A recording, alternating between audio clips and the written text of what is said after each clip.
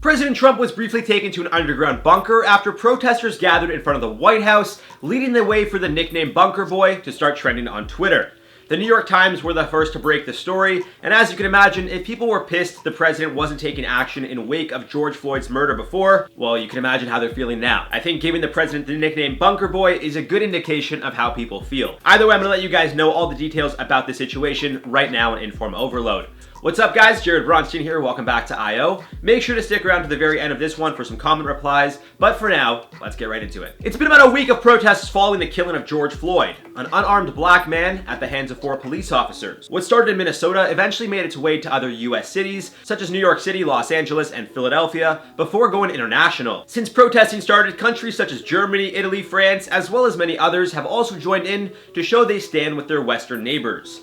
It wouldn't be long before protesters started to form in front of the White House in Washington, D.C., even though a curfew was set in place. To no surprise, this led to protesters and the Secret Service clashing, and although it appears there was no real threat to President Trump, he was still escorted to the underground bunker, along with his wife Melania and their son Barron. Upon hearing the news, many took to Twitter and used the hashtag BunkerBoy, leading it to trend for a short little while.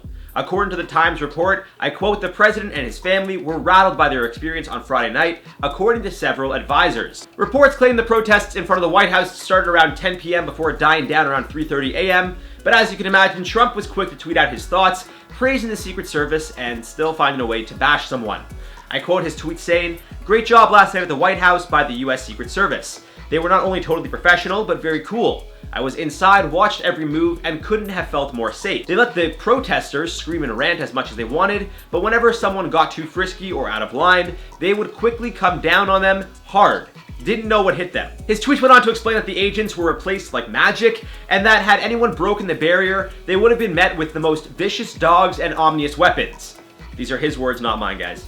After praising the Secret Service, President Trump would go on to bash DC's mayor, tweeting, I quote, "On the bad side, DC mayor, @Muriel Bowser, who is always looking for money and help, wouldn't let the DC police get involved. Not their job." Nice. However, it was reported by the Secret Service that the DC police were on site. In a statement released on Saturday afternoon, the Secret Service confirmed a total of 6 people were arrested, and according to CNN, an email was sent out to White House workers cautioning those going into work on Monday to hide their passes until reaching a Secret Service entry point and doing the same as they leave. Trump has since threatened to get the military involved, and although that's yet to happen, the likes of tear gas, rubber bullets, and riot shields have already been used numerous times to disperse any large gatherings of protesters.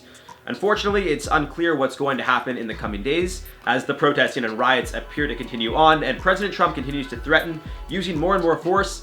I genuinely fear things are going to get much, much worse before they get any better. As always, I love hearing from you guys, so please let me know your thoughts on this entire situation in the comments down below. Regardless of your stance, guys, I ask that you please be respectful in the comment section, and if you do plan on protesting, please just be extremely careful. Things are crazy, so just please be careful. Sending you guys lots of love during this time. For now, let's reply to some comments from the video. Truck driver that drove through crowd of protesters arrested. And Mary said, "It may just be me, but life feels fake now. It feels like a movie that isn't ending." Yeah, I don't know, man. Like, I don't even know what to say anymore. Like, the point, like, I don't know. I honestly don't even know what to say. I honestly don't. Quadjurius Owen said, "Dude, I'm literally scared at this point. This is just making me not want to leave my room." You and I both. I mean, yeah, there's still the pandemic, obviously, but I don't know. I really don't know what to say anymore, guys. Like, these comment replies aren't very entertaining just because I really don't know what to say. Ruby Alteria said, "I can't believe someone would actually do this. Some people are just crazy." That's kind of the point I was trying to make during these protests, guys. I'm trying to stay unbiased here, but regardless, there are some people going to the protests simply going just to wreak havoc for no reason, not even to protest anything. There are some cops that are, using excessive force. So if you guys are going to protest, all I'm going to say is just please be very careful. You should definitely stand up for what you believe in, but at the same time, just be very careful, please. I've been your host, Jared Bronstein, and that's it for this one, guys.